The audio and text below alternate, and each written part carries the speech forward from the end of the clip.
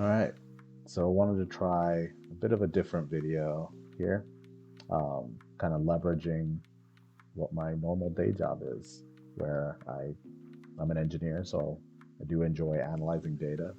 So I hopped on to op.gg, started looking at just kind of win rates. I was able to sort it by lane. As you know, I typically play top lane. That's what I kind of focused on here.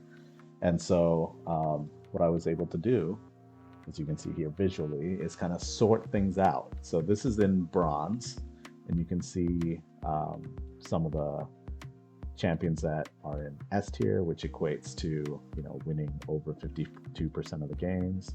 Are Mundo, Yorick, Urgot, Set, Mordekaiser, Ilaoi, Trundle, Teemo. And then we have Volibear in the A tier, which is kind of 52 to 51.5%. Still high, it's a good rate. 51.5 to 51% is B. Again, above 50 is always good.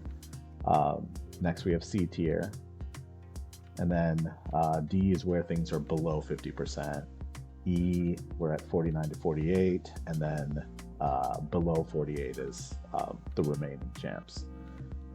So I did this for bronze, silver, and gold. So here we're switching over to silver.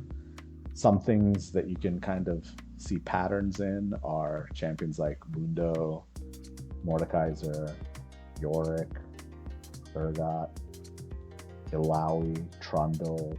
I think Warwick was pretty high in bronze as well. Teemo's up there again. And you can see similar champions overall kind of, having a good win rate. So just looking at them and kind of categorizing them, I'd say a good amount of them are on the tankier side. Some of them are kind of lane bullies. I'd say the tankier ones probably have a good amount of CC. That helps. What you don't see on the higher end of these lower ELO are really skill expressive champs. So champions like Irelia, Fiora, Vayne, Akali, Yasuo, Jace, and then difficult champions to play like Yone, Jax, Fudir, Gragas. So champs like that have I'd say probably like a high skill cap. So let's just look at the gold real quick. And again, similar characters up top. Heimer does make a good big jump here for some reason. Unsure of why. Nonetheless, similar patterns again. You do see some of those skill expressive champions kind of moving more into the winning lane, and that likely has to do with the fact that gold players likely have more skill and are willing to have put in more time on these champions. So these skill expressive champions like Irelia and Yasuo and Camille, and so that's why you're seeing those higher win rates. But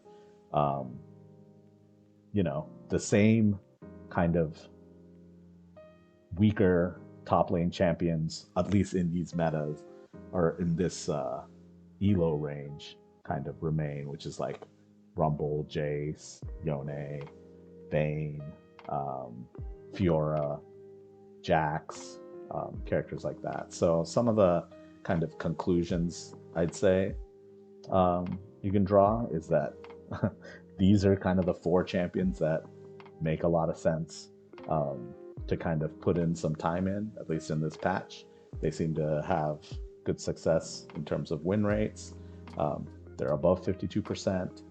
And, I'd say Mundo has a very easy kit.